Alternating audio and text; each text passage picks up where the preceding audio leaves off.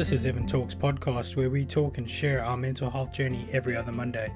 Our goal is to break the stigma of mental health and to help people along the way. Subscribe and be a part of this awesome new journey. Hello and welcome to the first episode of Evan Talks, where I'm going to be talking about my own mental health journey, but also the mental health journey of friends and family and anyone who wants to really get in touch and share their story. I'm so excited to be doing this. I've been thinking about it for the longest time. 4 years I've been having on my mind to talk about mental health more, to share, and it was about getting the confidence to really have the ability to put myself out there.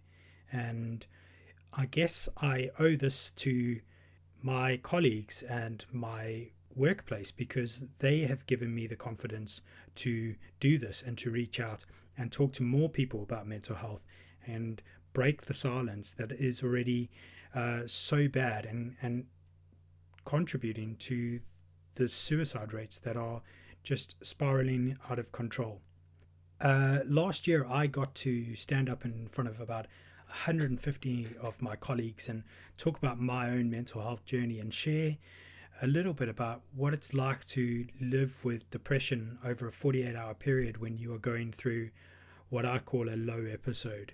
And the response was mind-blowing, to be honest with you. I have never in a million years thought that was going to be the response that I got from my friends and my colleagues. The standing ovation was amazing, but what was more heartbreaking and encouraging at the same time was the fact that so many of them wished that they were able to do the same thing and openly talk about their own history of mental health, or even if it's just a short-term episode of depression, they just really wanted to talk to me. And I can't believe how many of them were open enough and willing enough to just come up to me and share their stories. So to them, I owe this podcast, and hopefully some of them are listening in right now. I wanted to really start the podcast by talking about my own journey so that people can kind of understand a little bit more about where I'm coming from. And by no means am I an expert. Is my mental health journey any more difficult than anyone else's out there? I think the only difference may be that I feel the ability to put myself out there and share will help other people. So that's the only reason I'm doing this. It's not because I'm an expert. It's not because I'm talented at what I'm doing. It's simply just because I want to talk to people, and I wanted to talk to them about mental health, because we're just not doing it enough.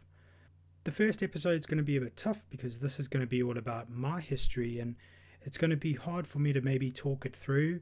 Please bear with me if I start rambling on a little bit, because what I've learned over trying to record this for the last 3 weeks is that my mind takes me straight back to those places and those times where I was very depressed, maybe going through some of the darkest days of my life. So if I do go through that and I do speak a little bit softer or get a little bit emotional, I hope that you will just bear with me and listen on. I guess the best place to start will be the beginning. I am originally from South Africa. I grew up in the smallest of little towns called Mandini on the north coast of KwaZulu-Natal, which is closest to probably the biggest city that most people will know is Durban. And I grew up there with my mother, my father, and my big brother, who is 2 years older than me. And the exciting thing is you're going to get to hear from him next on the next episode. So that is going to be fun because we've already recorded that episode and it was great. So you're going to get to hear from him. But yeah, so I grew up in this small town called Mandini, and I had the best possible childhood growing up, I think. We got to play in the streets, not worrying about any stress, no violence, no crime, just it was a small village, and when we were growing up there, we pretty much had free reign of the town. I remember us going down to the river Tugela River and swimming in the river and messing around, jumping off an old bridge foundation, doing loads of great things like that. We spent many a day just running around town, riding our bikes and doing some great stuff. But as I grew up, I became a little bit more anxious, which I didn't know was a word when I was growing up. I became a little bit more inward thinking and inward contemplating about how I came across to my friends, even though they'd given me no foundation for judgment or thinking that they didn't like me. I just started believing certain things, like I wasn't good enough, that they didn't really want to be my friend, they just felt sorry for me, all these sorts of things. And these things were hard to understand and recognize when you are 12, maybe 10 years old, and I didn't really know what was going on in my head. And because I didn't know, I didn't verbalize it, I didn't talk to anyone, I just often made excuses or made reasons for not doing things. So quickly my friends actually did maybe start to avoid me or didn't invite me over as much or didn't get me as involved, and that was probably because I was kind of a downer, but it was purely because I didn't know how to talk to them about what I was feeling and the things that were going on in my mind. And as a result of that, I did start doing a bit of self-harm in Standard 4. So maybe I was about 10, 11, 12, and I honestly do believe I was asking for help, and I got some help. But again, because I didn't really understand what was going on, and words like anxiety and depression and things like that didn't exist in those days, I didn't vocalize it possibly the right way, and quickly we all forgot about it and we moved on. But those feelings were still lingering in the background, and I was still going through a bit of a journey. Fast forward a couple of years and I'm off to boarding school as I'm going into high school, and boarding school was in Durban, and I was very excited about going, but also very, very anxious. And again, I only ended up going to boarding school because my parents were trying to do what they believed was best for me. My brother was there, he was thriving, and it was a great environment to be in. I mean, I made loads of good friends, and most of them I'm still in contact with, even if only over Facebook. But I made some really, really good friends, and I had some good times there. But being away from family and everything else, all those emotions and all those feelings of anxiety and depression and those lows, I had nowhere to hide. I had nowhere to go. So I did start maybe acting out and going into myself at the same time. So there would be days where I'd be loud and outgoing and excited about life and in everyone's face, and then there'd be days when I wouldn't want to do anything, so I'd literally go and hide in sick bay. At one point it came to a head, and I was at a party and I attempted my first overdose, and I genuinely don't think that was a cover. I think that was me really wanting to die and not be around anymore. But because I didn't know what I was doing, thankfully I didn't know what I was doing, and what I did realize was that I did want to die that day. I am thankful, so very, very thankful that I didn't. And I am thankful to my friends and the parents of my friends who actually took me to hospital, got my stomach pumped, and got me push I needed to actually have the right conversations with the right people. And I so clearly remember that first conversation with my mother when I was very young, and just after that whole incident happened, I had to be honest with her and say, yes, I was trying to commit suicide. And that was the worst potential moment of my life, when I saw that my mother was upset because she didn't know how to help me, and I hadn't asked for help at all. So the first time that they knew something was wrong was the time that I wanted to end my life. And what hope have we got if that's the case? Because if nobody knows you need help and you struggling with this internally, nobody can help you. And that's one of the biggest lessons I've learned, is that if I'm struggling, I need to be brave enough to reach out to the people that I know care about me and say, I need you right now, or I need to be around you right now. As I got older, the depressive episodes happened a little bit more frequently while we were trying to figure out my medication and what I needed and what counseling was going to be effective, what my triggers were. And all of that took a bit of time to get through. And eventually I ended up getting through high school after leaving boarding school and going to another school, making new friends, learning a lot more about myself. And it was there that I started talking for the first time about depression with people that were in my year of school, and kind of being strong enough and brave enough to reach out when I needed help, or tell people when I needed time alone to kind of reset and re-establish the equilibrium, if you like. Once I got out of high school, I moved to Durban again. I moved back to Durban, the city where I started working as a waiter, and I was living with my brother. And again, new environments cause new triggers, and what maybe I'd learned to deal with previously, I didn't necessarily know how to deal with when it popped up in a different way, forum, environment. And I quickly realized that adulthood is going to be tough if I'm not going to be honest with people about my depression. I ended up having to take time off work when I had one of the most extensive periods of treatment. I was in hospital for 2 weeks, basically locked away on medication through counseling sessions and all of this sort of stuff. And it was a difficult time, but it was a very effective time for me to learn about what works for me as an adult and what I needed. That being said, I quickly had another episode, but it was the adjustment from going from that environment to going back to the normal world. It did hit me harder than I thought.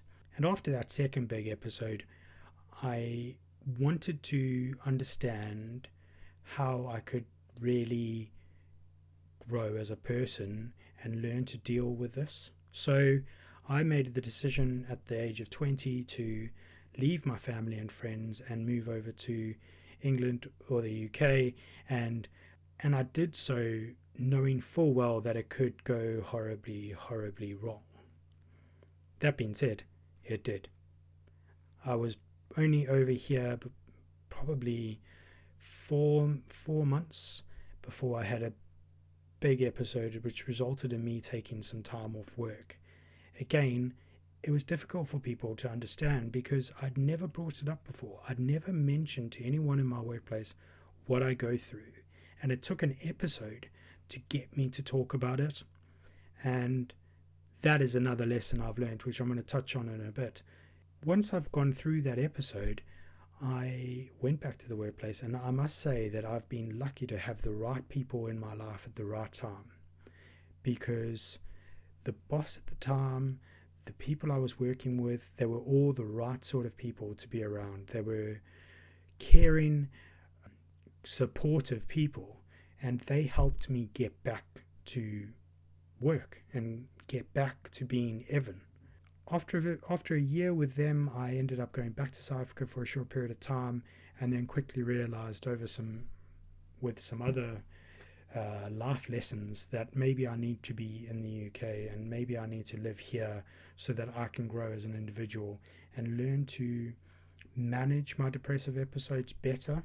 So I moved back, and when I moved back, I made the decision in my head to stay, and I was going to make a life here regardless of what was going to happen around me. I was going to make this work, and that was 12 years ago now. So I am fairly set and living over here and learning from those mistakes that I've made in the past.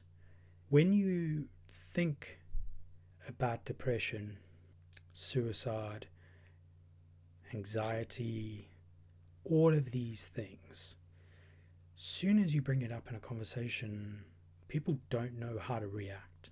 And over the last few years, as I've become more open about it and been quite honest with people in work and in my personal life and in my personal relationships about what I go through when I'm having a bad day or a low episode, or when I'm having a long run of an episode, which could last up to 2 weeks or 3 weeks.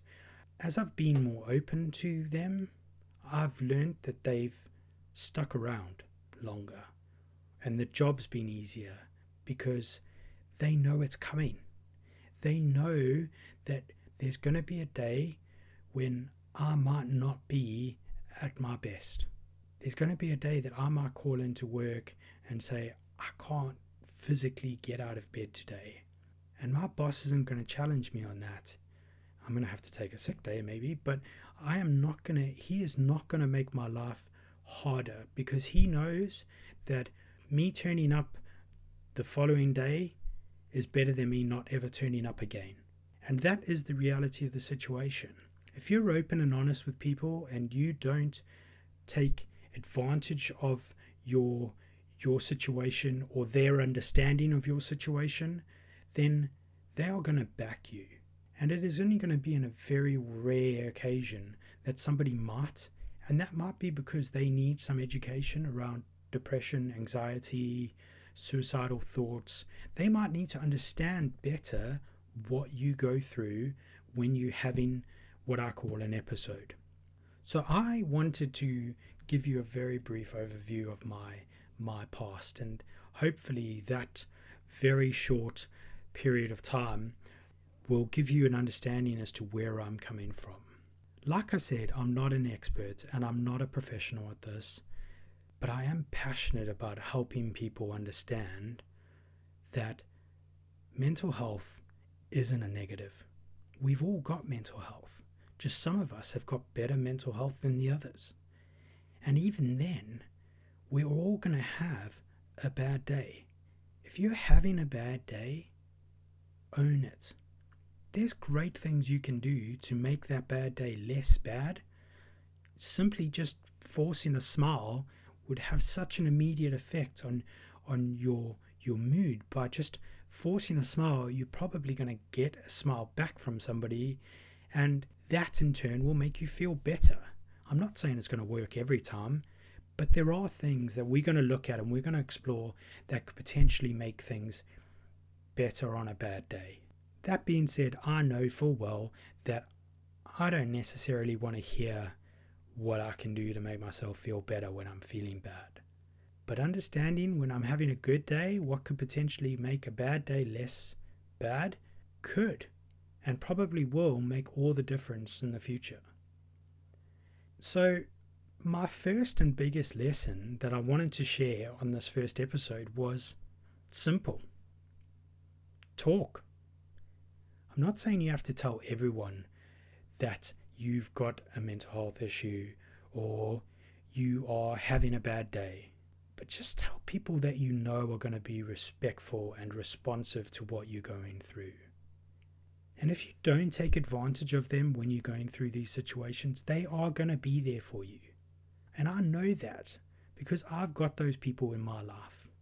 I've got those people that I know if I say to them, I'm having a bad day, I just need to be around somebody else, or I just need to be around you, or I just need to talk, they're going to do that. They are going to listen or just let me be in the room.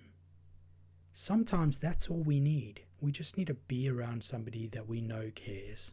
And if you've maybe got a friend or a family member who you know has potentially depression or a mental health issue, reassure them that they can do that. They can be in your presence when they're having a bad day, and you're not going to expect anything from them. I mean, I'll be perfectly honest with you. When I'm going through a bad day, I talk very little. And sometimes I don't want to be around anyone. And that's actually a very good point. Know what they need when they need it, but give them the confidence to let them tell you what they need when they need it, if that makes sense. So, for example, there are days when I just want to be left alone. And over the last few years, my parents have moved closer and they've moved over to England, and I'm very close to them. And they are so understanding when I say I just need some time. So I might not be there like I am for that roast dinner every other weekend or every weekend. I might just need to be at home and be alone. And then there's going to be days when I just need to be there with them and I can't be alone for whatever reason. I don't trust myself, or I feel like being alone is going to make me feel worse. So understanding your triggers and understanding their triggers, if you've got somebody going through similar things, is going to be vital to making the whole situation more livable for you and for them. So talking is the first lesson I wanted to share. And as you can guess, it's not rocket science. But for a lot of us, talking is the most difficult part of mental health. And hence the reason why I wanted to start a podcast which involves me talking to encourage people to share what they are going through and to let them know that the world isn't that dark and scary place it used to be. And people are open to hearing about your bad day. So talk to them about it, because chances are, if you let your employer know that they are that you need their support in order to get better, they will support you. If you tell your friends the reason why you keep bailing on them is because you've got anxiety about certain situations, they're going to help you understand or help you to deal with those situations if they can, but also be understanding if you bail on the last minute because you are stressing from anxiety and cannot physically face the idea of going out. But if we're not talking to each other, and if we're not sharing what we're going through, we're not going to know. So that person or that boss of yours who ends up giving you disciplinary action for your absence levels isn't going to be able to address it in the right way if you're not educating them on what you're going through. And the truth of the matter is, you're the only one that can. So I wanted to give you all a little bit of a challenge today. And that challenge is simple. Talk. It might be somebody that you might need to check in on, that you know is going through some bad stuff, regardless if it's mental health issues or if it's personal issues or whatever it may be. I want to encourage you to check in and just say, hey, listen, it's been a while. I just wanted to make sure you're doing okay, and I wanted to reassure you that I'm here. That is going to mean the world to them. And if it's you and you are going through something and you needed to hear this today, I want to challenge you to reach out. Reach out to the people that you know are going to be responsive and helpful in this situation. I don't want you to start shouting it from the rooftops and tell everybody you meet, because not everybody's ready for that message. And that's why I'm putting myself out there to kind of take that hit for you. So I'm putting myself out there to say, listen, this is me. I live with depression, and some days I have good days and some days I have bad days and some days I don't want to leave the flat. So I'm taking that hit, but I want to encourage you, if you're going through something, to reach out. Let it be a family member, a good friend, or maybe it's somebody that you know is going through or has gone through similar, to let them know what you're going through. They're not necessarily going to be able to help, but often just talking is going to make all the difference. So that's my message for this week. And I've timed it almost by mistake, but also almost on purpose, because Thursday, the 6th of February, is Time to Talk Day. So what better time to reach out to people and talk? So I'm going to give you the next week, 2 weeks, to go through and work on your talking about how you're feeling. Even if it's not about mental health, maybe somebody's just upsetting you. Why not talk to them about it? It's far too much we hold things in and we don't talk. So let's talk about it. And if you're not confident in sharing it with a friend or a family member, there are some great resources out there and charities out there to touch base with. And I'm going to put them on the links if I can and kind of shout them out. But you've got Mind Charity in the UK who are doing wonderful and fantastic work, and they are part of Time to Talk Today, and they one of the driving forces behind that. And you've also got the Samaritans, which I'm going to do a little bit of an episode on in episode 3 about how you can reach out and what you can expect when you do reach out to get help from different services and charities and things like that. So talk today, talk tomorrow, talk whenever you hear this message. Just talk about what you're going through if you need to. And by talking, people can understand what we're going through and be responsive to that. And that's it. That's episode 1 done. And I understand that it might have been a bit difficult to listen to because I'm still learning. So any feedback about the podcast, please send it over to me, because I'll be interested in hearing your feedback. And constructive criticism is appreciated, and not just criticizing my South African accent, please. Thank you so much for making it to nearly 30 minutes. And I promise you, I'm going to try and keep these podcasts short and sweet and hopefully keep you engaged throughout it. If you have been inspired to talk about what you go through and your mental health issues or anything, please reach out. And if you want to share on the podcast and you want to be a guest on the podcast, again, reach out, and hopefully I can get so many people to share their stories that we're just going to have to go to a weekly podcast and not just every other Monday.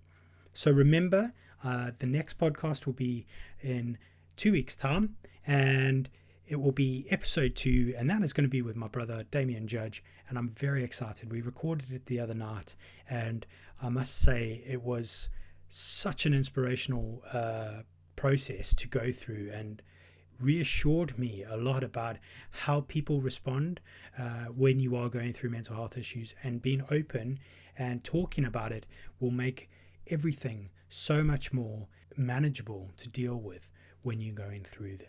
So I hope you've enjoyed the podcast. If you have, please share it with your family and friends, and let's get talking about mental health. Thank you for listening to Evan Talks, and if you haven't already, please subscribe and share it with your friends and family. All the links to the topics are on the socials, and if you want to talk and share, please get in touch. Be kind to yourself and each other until the next time.